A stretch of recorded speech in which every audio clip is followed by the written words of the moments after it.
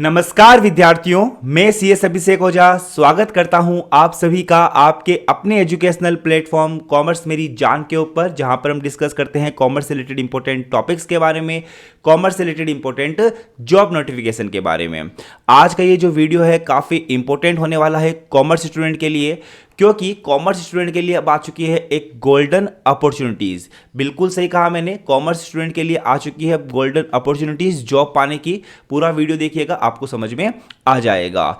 आज के इस वीडियो के अंदर हम डिस्कस करने वाले हैं food corporation of India FCI के अंदर जो एजी थर्ड अकाउंट्स की जो जॉब आ रखी है उसके पूरे के पूरे जॉब नोटिफिकेशन के बारे में हम इस वीडियो के अंदर डिटेल से आपके साथ चर्चा करने वाले हैं। इस जॉब से रिलेटेड जितने भी इंपॉर्टेंट पॉइंट्स है वो आपके साथ यहाँ पर डिस्कस करने वाला हूँ।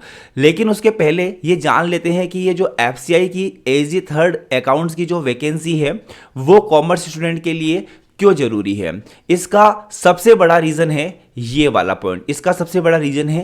पॉइंट, क्योंकि इस एजी थर्ड अकाउंट्स की जो अकाउंटेंट की जो वैकेंसी है इसके अंदर केवल और केवल कॉमर्स स्टूडेंट ही क्या कर पाएंगे, पार्टिसिपेट कर पाएंगे।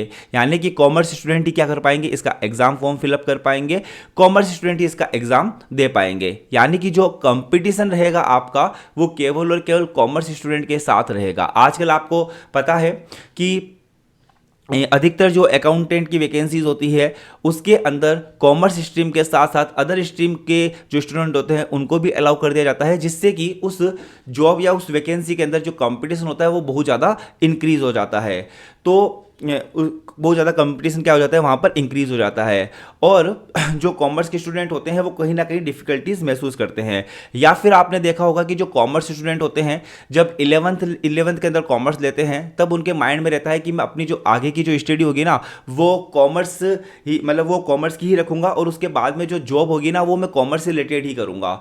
लेकिन उन स्टूडेंट को भी जो जनरल वैकेंसीज होती है जहाँ पर कॉमर्स, आर्ट्स, साइंस सभी स्टूडेंट्स अलाउ होते हैं, उन जॉब की भी प्रिपरेशन करनी होती है। क्योंकि सिंपल सी बात है, सोसाइटी का प्रेशर होता है, एज प्रेशर होता है, काफ़ी सारी फैक्टर्स होते हैं जिससे उनको जनरल जो वैकेंसीज होती है, जनरल वैकेंसीज का मतलब है मेरा यहाँ पर कि ऐसी वैकेंसीज जहाँ पर कॉमर्स, आर्ट्स और साइंस सभी जो स्टूडेंट होते हैं वो अपेयर होते हैं, तो वहाँ पर कंपटीशन बहुत ज़्यादा हाई होता है। तो कॉमर्स स्टूडेंट के लिए ऐसी वैकेंसीज आना जहाँ पर केवल और केवल कॉमर्स स्टूडेंट ही क्या कर पाते हैं, पार्टिसिपेट कर पाते हैं। यहाँ पर बेनिफिट क्या रहता है, सबसे पहले तो आपने जो इतने सालों तक जो कॉमर्स की स्टडी की है वो यहाँ पर आपके यूज़ आने वाली है। दूसरा फायदा क्या है, आपका जो कंपटीशन है वो काफ़ी कम है, क्योंकि यहाँ पर जो आपका कंपटीशन है वो केवल और केवल कॉमर्स स्टूडेंट के बीच में है। और तीसरा फायदा क्या है, लाइफ टाइम क्या होगा, सेटिस्फेक्शन मिलेगा। लाइफ टाइम सेटिस्फेक्शन कैसे मिलेगा कि यार आपने 11th 12th बीकॉम, एमकॉम आगे की जो इतने सालों तक कॉमर्स की स्टडी की है और उसके बाद में अगर आप कॉमर्स से रिलेटेड ही गवर्नमेंट जॉब लेते हो तो आप जो काम कर रहे हो वो जो आपने स्टडी की है उसी से रिलेटेड आप काम कर रहे हो, तो मन के अंदर उस जॉब का सेटिस्फेक्शन हमेशा रहता है।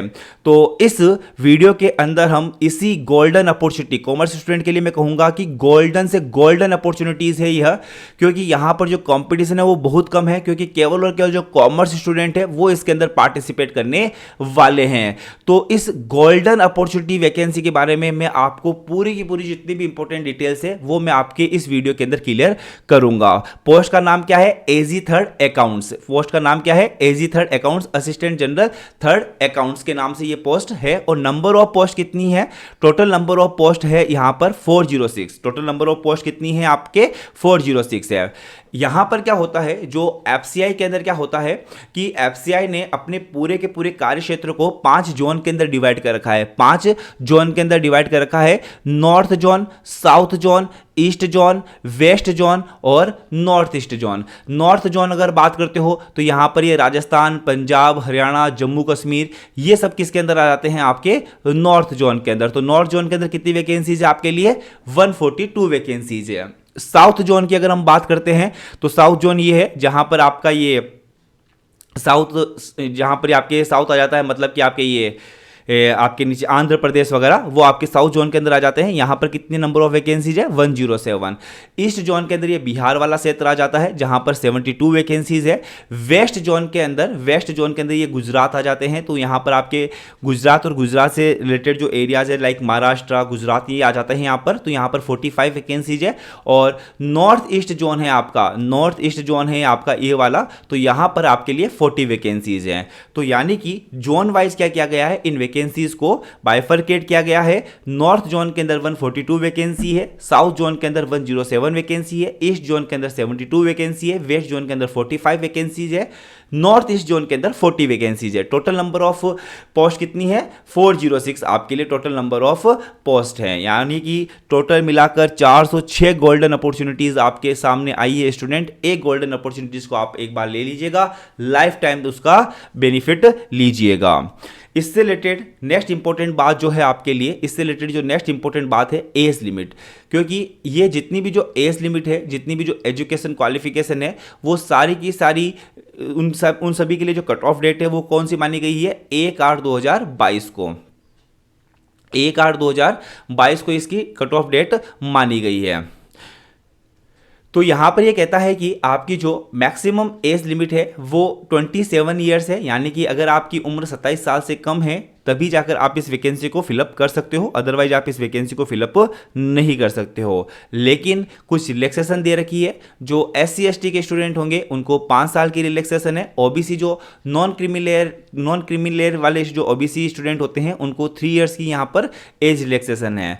उसके बाद में जो PWBD है उनके लिए 10 ईयर्स की है। और अगर यहाँ पर अगर ये PWBD है आपके SC ST है तो यहाँ पर क्या होगा? 10 ईयर्स और जुड़ जाएगा, 15 ईयर्स हो जाएगा। अगर वो OBC नॉन क्रीमी लेयर में आते हैं तो 10 ईयर्स और जुड़ जाएगा, 13 ईयर्स हो जाएगा। ठीक है, विडो जो यहाँ पर ये मैक्सिमम एज बता रहा है कि जो अगर कोई विडो वुमेन है उसके लिए 35 ईयर्स है, डिवोर्स वुमेन है उसके लिए 38 ईयर्स है।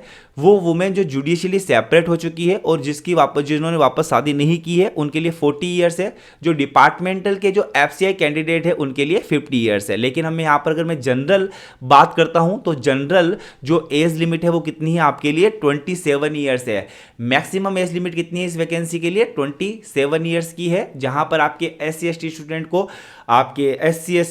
आपके 5 साल की छूट मिल जाती है। OBC नॉन क्रिमिलेयर जो स्टूडेंट होते हैं उनको 3 साल की यहां पर छूट मिल जाएगी। यानी कि जो OBC नॉन क्रिमिलेयर है वो 30 साल तक बढ़ सकते हैं और जो SC ST है वो 32 ईयर्स की एज तक एग्जाम फॉर्म को फिलअप कर सकते हैं। इसके अलावा जो मन में क्वेश्चन आता है, वेरी वेरी इंपॉर्टेंट स्लाइड आपके लिए, कि इसका जो ऑनलाइन एप्लीकेशन होगा वो कब से स्टार्ट हो रहा है। इसका जो ऑनलाइन एप्लीकेशन है वो 6 सितंबर से स्टार्ट हो रहा है। 6 सितंबर से स्टार्ट हो रहा है। 6 सितंबर से 10 बजे आपका ये स्टार्ट हो जाएगा और कब तक रहेगा? 1 महीने तक रहेगा। यानी कि 6 सितंबर से 5 अक्टूबर तक, 5 अक्टूबर 4 बजे तक इसके फॉर्म ओपन रहेंगे। उसके बाद में आप फॉर्म फिलअप नहीं कर पाओगे, तो इस 1 महीने के अंदर आप क्या कर सकते हो? एग्जाम फॉर्म को फिलअप कर सकते हो। यानी कि 6 सितंबर से 5 अक्टूबर तक। एडमिट कार्ड कब अवेलेबल होंगे? एडमिट कार्ड जो आपका एग्जामिनेशन डेट होती है उसके 10 दिन पहले क्या हो जाएंगे? अवेलेबल हो जाएंगे। मोस्ट इंपोर्टेंट क्वेश्चन कि सर जी इसका एग्जाम कब होगा? क्योंकि आपने देखा है कि जो भी गवर्नमेंट वैकेंसीज होती है पहले तो उनमें नोटिफिकेशन लेट आता है, नोटिफिकेशन आ जाता है तो एग्जाम लेट होता है, एग्जाम हो जाता है तो रिजल्ट लेट आता है, रिजल्ट आ जाता है तो पोस्टिंग लेट होती है। लेकिन विद्यार्थियों में बता देना चाहता हूं कि FCI के अंदर ऐसा नहीं होता है। FCI जो बोलती है टाइम पर वो कर देती है। यानी कि एग्जाम भी इसने जो ये टेंटेटिव डेट बता रखी है, एग्जाम भी उसी टाइम के अंदर हो जाएगा, रिजल्ट भी आ जाएगा और सिलेक्शन भी हो जाएगा। कैसे कह पा रहे हो सर आप? क्योंकि लास्ट ईयर भी इसकी वैकेंसी आई थी और काफ़ी सारे जो स्टूडेंट थे वो मेरे इस वैकेंसी के अंदर ऑलरेडी सिलेक्टेड है, ऑलरेडी इस AG थर्ड अकाउंट्स की पोस्ट के ऊपर काम कर रहे हैं। डेट ऑफ ऑनलाइन टेस्ट क्या है? Date of online test tentatively बताई है अभी कि जनवरी 2023 के अंदर क्या होगा? इसका जो एग्ज़ाम है वो कंडक्ट हो जाएगा। जनवरी 2023 के अंदर इसका जो एग्ज़ाम है वो कंडक्ट हो जाएगा। ये क्या है, टेंटेटिव डेट है। अब इन्होंने कहा है जनवरी में हो जाएगा, जनवरी 2023 में, बिल्कुल जनवरी 2023 में हो जाएगा। और स्टूडेंट्स एक बात आप मेरी बिल्कुल ध्यान सुन लीजिएगा, क्योंकि मैं स्टूडेंट्स के कनेक्ट में रहता हूँ, तो स्टूडेंट बहुत ज़्यादा स्टडी कर रहे हैं, कंपटीशन बहुत ज़्यादा है। तो अगर आप ये सोचते हो कि नहीं मैं 1-2 महीने बाद में इसकी स्टडी स्टार्ट करूँगा, तो आप बहुत लेट हो जाओगे, बहुत पीछे चले जाओगे। तो आपको आपकी जो स्टडी है इस वीडियो के ख़त्म होते ही स्टार्ट कर देनी है। आपकी जो स्टडी है वो इस वीडियो के ख़त्म होते ही स्टार्ट कर देनी है, तभी जाकर आप कंपटीशन में बने रह पाओगे। सिलेक्शन प्रोसेस क्या है? सिलेक्शन प्रोसेस यहाँ पर आपके 2 फेज़ में एग्ज़ाम होंगे। फेज़ 1 होगा और उसके बाद में फेज़ 2 होगा। उसके बाद में सर कोई इंटरव्यू है क्या? कोई इंटरव्यू नहीं है। फेज़ 1 होगा, फेज़ 2 होगा, आपका फिजिकल आपका डॉक्यूमेंट वेरिफिकेशन होगा। डॉक्यूमेंट वेरिफिकेशन के बाद में आपको पोस्टिंग दे दी जाएगी। तो यानी कि कोई भी इंटरव्यू यहाँ पर इस वैकेंसी के अंदर नहीं है, कोई भी इंटरव्यू नहीं है, कोई भी इंटरव्यू नहीं है। केवल और केवल फेज़ 1 और फेज़ 2 का एग्ज़ाम है। फेज़ 1 और फेज़ 2 का एग्ज़ाम है। फेज़ 1 जो होगा, फेज़ 1 जो होगा वो आपके लिए क्या होगा? जनरल पेपर होगा, जनरल पेपर होगा। और फेज़ 2 के अंदर आपके जनरल पेपर भी आएगा, फेज़ 2 के अंदर आपके जनरल पेपर भी आएगा, और आपका सिलेक्शन करवाने वाला कॉमर्स पेपर भी यहाँ पर आएगा। आपका सिलेक्शन करवाने वाला कॉमर्स पेपर भी यहाँ पर आएगा। यानी कि फेज़ 1 के अंदर कोई भी कॉमर्स से रिलेटेड सब्जेक्ट नहीं आएगा। फेज़ 1 के अंदर कोई भी कॉमर्स से रिलेटेड सब्जेक्ट नहीं आएगा। फेज़ 1 केवल और केवल जनरल पेपर है, और फेज़ 2 के अंदर general paper plus commerce paper आएगा। अब काफ़ी सारे स्टूडेंट सोचेंगे कि पहले तो हम क्या करेंगे, जनरल पेपर की प्रिपरेशन करेंगे, और अगर एक बार जनरल पेपर में क्लियर हो जाएंगे तब जाकर हम क्या करेंगे, कॉमर्स पेपर की प्रिपरेशन स्टार्ट करेंगे। जो स्टूडेंट ऐसा सोच रहे हैं, मैं अभी से उनको कहता हूँ कि आप इस एग्ज़ाम की प्रिपरेशन छोड़ दीजिएगा, क्योंकि आपका फेज़ 1 में तो सिलेक्शन हो जाएगा लेकिन फाइनल सिलेक्शन नहीं हो पाएगा। क्यों सर जी, ऐसा क्यों कह रहे हो? इसका सिंपल सा रीज़न है कि फेज़ 1 और फेज़ 2 के अंदर जो डिफरेंस रहता है वो 10 to 20 डेज़ का ही रहता है। वो कितने दिनों का रहता है? 10 to 20 डेज़ का रहता है। तो जनरल पेपर तो आपका क्लियर रहता ही रहता है, जनरल पेपर तो आपका क्लियर रहता ही रहता है ना, क्योंकि फेज है ना। तो यहाँ पर 20 दिनों के अंदर आप कॉमर्स के पेपर को पूरी तरह से क्लियर नहीं कर पाओगे।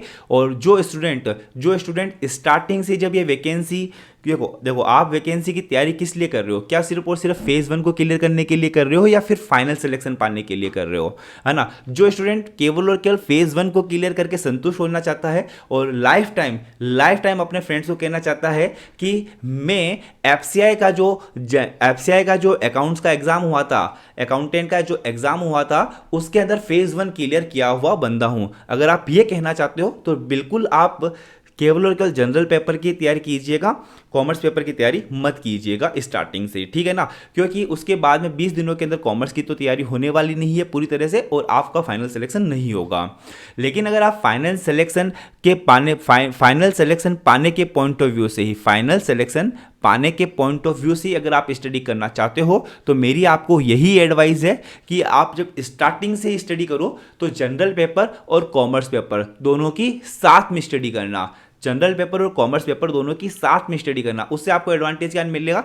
जनरल पेपर के अंदर क्योंकि 15 टाइम्स स्टूडेंट सिलेक्शन होंगे, तो आपको एडवांटेज क्या मिलेगा? जैसे ही आपका फर्स्ट फेज वन के अंदर सिलेक्शन होता है, आप उन बहुत सारे स्टूडेंट से आगे निकल जाओगे जिन्होंने अभी तक कॉमर्स पेपर को प्रिपेयर नहीं किया है। आई बात समझ में? तो इसके अंदर आपको माइंड में ही मत लेकर आना कि फेज़ 1 के अंदर ये केवल और केवल एक टैक्टिक्स है, अगर आप इस टैक्टिक्स को क्रैक कर पाते हो तभी जाकर आपका सिलेक्शन हो पाएगा। तो बिल्कुल भी माइंड में ये मत लाना कि फेज़ 1 के अंदर क्योंकि कॉमर्स पेपर नहीं है तो मेरा जब फेज़ 1 क्लियर हो जाएगा तब जाकर मैं कॉमर्स पेपर की प्रिपरेशन करूंगा। केवल और केवल 10 से 20 दिनों का टाइम मिलने वाला है, उस 10 से 20 दिनों के अंदर कोई कॉमर्स की प्रिपरेशन नहीं होने वाली है आपकी, तो फिर फेज़ 2 तो आप भूल जाइएगा। लेकिन अगर फाइनल सिलेक्शन लेना है तो फेज़ 1 और फेज़ 2 की एक साथ तैयारी कीजिएगा, जनरल पेपर और कॉमर्स पेपर की एक साथ तैयारी कीजिएगा। तो आई होप जो मैंने सिलेक्शन प्रोसेस बताया है वो आपको समझ में आया होगा। सिलेक्शन प्रोसेस 2 फेज़ के अंदर होगा, फेज़ 1 और फेज़ 2 के अंदर। देखिएगा फेज़ वन जो रहेगा वो कॉमन रहेगा इरिस्पेक्टिव ऑफ द पोस्ट, मतलब कि अलग अलग बहुत सारी पोस्टें हैं। तो अभी क्योंकि हम इस वीडियो के अंदर केवल और केवल जो अकाउंटेंट की जो पोस्ट है उसके बारे में डिस्कस कर रहे हैं, तो ये कहता है कि फेज़ वन का जो एग्जाम रहेगा वो सभी पोस्टों के लिए सेम रहेगा। तो हमारा हम देख लेते हैं भाई फेज़ वन के अंदर कौन कौन से सब्जेक्ट आपके लिए आ रहे हैं। इंग्लिश आएगा, रीजनिंग एबिलिटी आएगा, न्यूमेरिकल एप्टीट्यूड आएगा, जनरल स्टडीज़ आएगा जिसके अंदर आपके history, geography, economy, general science से रिलेटेड क्वेश्चंस पूछे जाएंगे 20 क्वेश्चन, और करंट अफेयर से पूछे जाएंगे 5 क्वेश्चन। सभी जो सब्जेक्ट हैं उनके नंबर ऑफ क्वेश्चन आपको पता है कि इंग्लिश के कितने क्वेश्चन आएंगे, 25 क्वेश्चन आएंगे, 25 क्वेश्चन 25 मार्क्स के, और इसके लिए आपको 15 मिनट का टाइम मिलेगा। रीजनिंग एबिलिटी के लिए आपके पास 25 क्वेश्चन आएंगे 25 मार्क्स के, इसके लिए भी 15 मिनट का टाइम मिलेगा। न्यूमेरिकल एप्टीट्यूड के भी 25 क्वेश्चन आएंगे 25 मार्क्स के, इसके लिए भी 15 मिनट का टाइम मिलेगा। जनरल स्टडीज़ के अंदर स्टडीज़ के अंदर history, geography, economy, general science से मिलाकर 20 क्वेश्चन आएंगे, और करंट अफेयर से 5 क्वेश्चन आएंगे, तो ऐसे मिलाकर टोटल 25 क्वेश्चन आएंगे, और इसको भी करने के लिए आपके पास 25 मार्क्स के, और इसको भी करने के लिए आपके पास 15 मिनट्स रहेंगे। इंग्लिश का पेपर केवल और केवल इंग्लिश मीडियम आएगा, बाकी आपको ये रीजनिंग एबिलिटी, न्यूमेरिकल एप्टीट्यूड और जनरल स्टडीज़ इनके जो पेपर हैं वो आपको बाइलिंगुअल में मिलेंगे, इंग्लिश में एज वेल एज हिंदी में। और इसी के साथ मैं आपको बता देना चाहता हूँ कि कॉमर्स मेरी जान ही एकमात्र ऐसा संस्थान है जो कि कॉमर्स से रिलेटेड सभी जो वैकेंसीज है ना उनकी बाइलिंगुअल के अंदर आपको प्रिपरेशन कराता है, यानी कि जो हमारे नोट्स रहते हैं वो हिंदी में एज वेल एज इंग्लिश दोनों में रहते हैं, ताकि दोनों, चाहे वो हिंदी मीडियम का स्टूडेंट हो चाहे वो इंग्लिश मीडियम का स्टूडेंट हो, दोनों स्टूडेंट को 100% तरीके से सारे के सारे नोट्स, सारे के सारे वीडियो क्लासेस समझ में आते हैं। चलिए अभी तो हम नोटिफिकेशन के बारे में बात करते हैं। Important point related to phase one exam कहता है कि the nature of question will be such that they do not require specialise study of any discipline, मतलब कि सिंपल सी बात है, जनरल पेपर है, कोई कॉमर्स वगैरह के यहाँ पर क्वेश्चन नहीं आएंगे। In phase one online test the test will be the objective type, यानी कि जो टेस्ट होगा वो आपका एमसीक्यू पैटर्न का रहेगा, ऑब्जेक्टिव टाइप क्वेश्चन यहाँ पर आएंगे। हर क्वेश्चन कितने का रहेगा, 1 मार्क्स का रहेगा। टोटल मिलाकर 100 क्वेश्चन आएंगे 100 मार्क्स के, टोटल मिलाकर 100 क्वेश्चन आएंगे आपके लिए 100 मार्क्स के, और इसके लिए आपको 60 मिनट्स का टाइम जो है वो अलॉट किया गया है। अगर आपने गलत आंसर दिया तो क्या नेगेटिव मार्किंग है? बिल्कुल सर जी, नेगेटिव मार्किंग है 1/4, मतलब कि एक क्वेश्चन गलत आपने किया तो 0.25 आपके मार्क्स कट जाएंगे। अगर आपने कोई क्वेश्चन खाली छोड़ दिया तो उसके कोई भी नंबर नहीं कटेंगे। ये बात ध्यान रखना, फेज वन के जो मार्क्स होंगे ना वो फाइनल मेरिट जो होगी ना उसके अंदर काउंट नहीं होंगे, मतलब कि केवल और केवल आपको तो फेज वन क्या करना है, क्लियर करना है। फेज वन क्लियर करने के बाद में फेज टू आएगा। फेज टू में भी अगेन जनरल पेपर प्लस आपका कॉमर्स का पेपर आएगा। वो जनरल पेपर प्लस कॉमर्स का पेपर का जो मार्क्स होंगे ना उन्हीं के आधार पर आपकी फाइनल मेरिट डिसाइड की जाएगी कि कौन से जो स्टूडेंट है उनको जॉब के ऊपर लिया जाएगा, किन स्टूडेंट का फाइनल सिलेक्शन होगा वो केवल और केवल फेज सेकंड पे डिसाइड होगा, केवल और केवल फेज सेकंड के ऊपर डिसाइड होगा। फेज वन का जो मार्क्स है वो फाइनल मेरिट के अंदर काउंट नहीं किए जाएंगे। अब हमारे कॉमर्स स्टूडेंट का favourite phase second exam, phase second exam के अंदर जो एफसीआई का जो अकाउंटेंट का जो फेज सेकंड का एग्जाम है वहां पर आपके 2 पेपर होंगे, पेपर 1 और paper 2। Candidates will appear in paper 1 to be followed by the paper 2, मतलब कि पहले पेपर 1 होगा, जैसे ही पेपर 1 खत्म होगा पेपर 2 हो जाएगा, सिंगल सीटिंग के अंदर होगा। ऐसा नहीं कि पेपर 1 के बाद में गए बाहर चाय वाय पी कर आए, सिंगल सीटिंग के अंदर पेपर 1 खत्म होगा, उसके बाद में पेपर 2 आपका स्टार्ट हो जाएगा। पेपर 1 के अंदर आपके कितने क्वेश्चन रहेंगे, पेपर 1 के अंदर आपके 120 क्वेश्चन रहेंगे, एमसीक्यू क्वेश्चन रहेंगे 120 मार्क्स के, तो मतलब कि एक क्वेश्चन कितने नंबर का रहेगा, 1 नंबर का। जबकि आपके पोस्ट स्पेसिफिक जो पेपर है यानी कि कॉमर्स से रिलेटेड जो पेपर है उसके आपके 60 क्वेश्चन पूछे जाएंगे, 60 एमसीक्यू क्वेश्चन पूछे जाएंगे। एक क्वेश्चन कितने मार्क्स का रहेगा, 2 मार्क्स का रहेगा। इन 120 क्वेश्चन को करने के लिए आपके लिए 90 मिनट्स मिलेंगे, इन 60 एमसीक्यू करने के लिए आपके पास 60 मिनट्स मिलेंगे। नेगेटिव मार्किंग कितनी है सर जी? नेगेटिव मार्किंग सेम है 1/4, नेगेटिव मार्किंग कितनी है 1/4। अब देखिएगा phase second 120 multiple sorry 120 multiple choice question पूछे जाएंगे पेपर 1 के अंदर। फेज सेकंड की अगर हम बात कर रहे हैं, फेज सेकंड की अगर हम बात कर रहे हैं तो फेज सेकंड के अंदर ये मैं बात कर रहा हूं पेपर 1 की। पेपर 1 के अंदर आपके 120 क्वेश्चन पूछे जाएंगे। एक क्वेश्चन 1 मार्क्स का रहेगा। टोटल मिलाकर 120 मार्क्स का आपके लिए क्या है, पेपर 1 है। इसके अंदर इंग्लिश के अब कितने क्वेश्चन पूछे जाएंगे, 25। रीजनिंग के कितने क्वेश्चन पूछे जाएंगे, 25। न्यूमेरिकल एप्टीट्यूड के कितने क्वेश्चन पूछे जाएंगे, 25। जनरल स्टडीज से टोटल मिलाकर 45 क्वेश्चन पूछे जाएंगे। जनरल स्टडीज के अंदर भी बाइफरकेट किया हुआ है, हिस्ट्री, ज्योग्राफी और इकोनॉमी से रिलेटेड 25 क्वेश्चन, जनरल साइंस से रिलेटेड आपके 10 क्वेश्चन, करंट अफेयर से रिलेटेड 5 क्वेश्चन और कंप्यूटर अवेयरनेस से रिलेटेड आपके 5 क्वेश्चन यहां पर पूछे जाएंगे। ठीक है ना। तो मतलब कि पेपर 1 कितने मार्क्स का रहेगा, 120 मार्क्स का रहेगा और कितने क्वेश्चन पूछे जाएंगे, 120 क्वेश्चन। पेपर सेकंड भी आपके लिए 120 मार्क्स का रहेगा, लेकिन वहां पर आपके कितने क्वेश्चन पूछे जाएंगे, 60 एमसीक्यू आपसे पूछे जाएंगे। एक एमसीक्यू कितने नंबर का होगा, 2 नंबर का होगा। और ये आपके पोस्ट स्पेसिफिक टेक्निकल नॉलेज है, यानी कि ये पूरा का पूरा जो पूरा की पूरे जो 60 क्वेश्चन होंगे वो आपके कॉमर्स पार्ट से रिलेटेड होंगे। अब जो पेपर सेकंड है, फेज सेकंड का जो पेपर सेकंड है उसके अंदर कौन कौन से आपके टॉपिक या सब्जेक्ट पूछे जाएंगे। सबसे पहले basic accounting concept including preparation of the books of account, बहुत ही इंपॉर्टेंट टॉपिक है। यहां से ये बेसिक क्वेश्चंस काफी ज्यादा एग्जाम के अंदर पूछे जाते हैं। टैक्सेशन आएगा, टैक्सेशन के अंदर इनकम टैक्स एंड जीएसटी दोनों आएंगे। ऑडिटिंग आएगा, कमर्शियल लॉ आएगा, कमर्शियल लॉ में भी स्पेसिफिक कर रखे हैं। कॉन्ट्रैक्ट एक्ट आएगा, कंपनीज एक्ट आएगा, सेल्स ऑफ गुड्स एक्ट आएगा, नेगोशिएबल इंस्ट्रूमेंट एक्ट आएगा, बेसिक ऑफ कंप्यूटर आएगा जिसमें operating system, browsers, email, memory, internal, external और पोर्टेबल्स, चार्ट्स वगैरह आ जाएंगे। ऑफिस आ जाएगा जिसमें वर्ड, पावर पॉइंट, एक्सेल आ जाएगा और नेटवर्क आ जाएगा। तो यह सिलेबस रहेगा आपके सेकंड पेपर का, फेज सेकंड के सेकंड पेपर का कॉमर्स रिलेटेड। इसमें आपके 60 एमसीक्यू पूछे जाएंगे और एक एमसीक्यू 2 नंबर का रहेगा। टोटल मिलाकर 120 एमसीक्यू आपसे 120 मार्क्स का ये आपके लिए पेपर होगा। पेपर 1 जो होगा जनरल पेपर होगा जहां पर आपके 120 एमसीक्यू पूछे जाएंगे।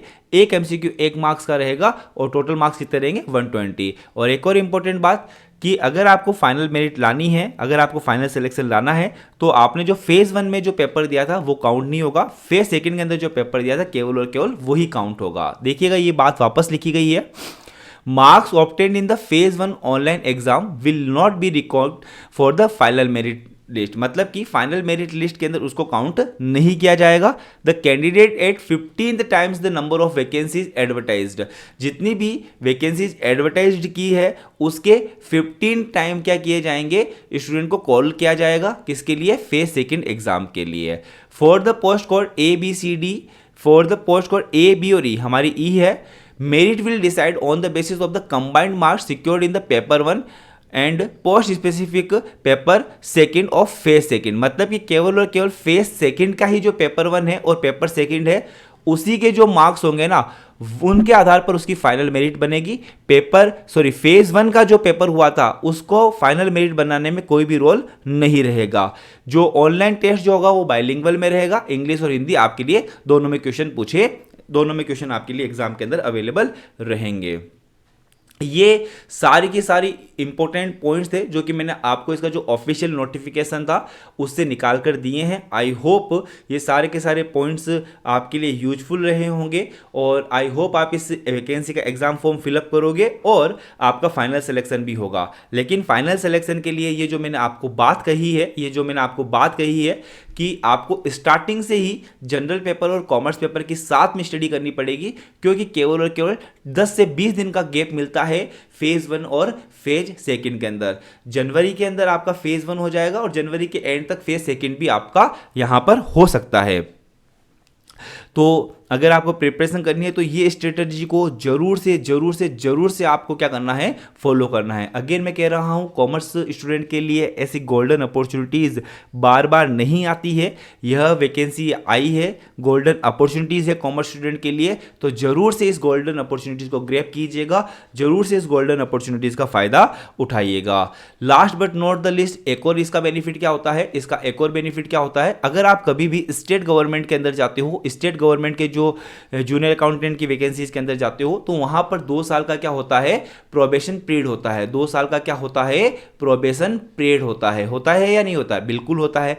लेकिन ध्यान रखना सेंट्रल गवर्नमेंट के अंदर ऐसा 2 साल का कोई भी प्रोबेशन पीरियड नहीं होता है। तो इसका सर बेनिफिट क्या होता है, इसका बेनिफिट डायरेक्ट मिलता है सैलरी के ऊपर। मतलब कि आपकी स्टार्टिंग से जो सैलरी होती है वो कम नहीं होती, स्टार्टिंग से जितनी उन्होंने सैलरी प्रॉमिस कर रखी होती है उतनी होती है। सर जी कितनी होती है सैलरी, ये तो बता दो जाते जाते, ताकि एक थोड़ा सा फाइनेंशियल मोटिवेशन मिल जाए हमको। तो यहाँ पर ये जो सैलरी होती है इस एजी थर्ड अकाउंट्स की, वो ग्रोस होती है 40K के अराउंड, और आपको हाथों में इन हैंड मिलती है, जो भी आपके डिडक्शन वगैरह कट के 44K मिल जाती है। और अगर आप इसके ऊपर भी एचआरए वगैरह कटाते हो तो 40,000 के अराउंड आपको मिल जाएगी। तो मतलब कि 40 प्लस की सैलरी आपको यहाँ पर मिलती है ज्वाइनिंग करते ही, 40 प्लस की सैलरी मिलती है आपको ज्वाइनिंग करते ही। ये लास्ट में मैंने क्या दिया है, केवल और केवल एक आपको फाइनेंशियल मोटिवेशन दिया है। इस फाइनेंशियल मोटिवेशन को थोड़ा सा सेट असाइड करना, थोड़ा सा साइड में रखना,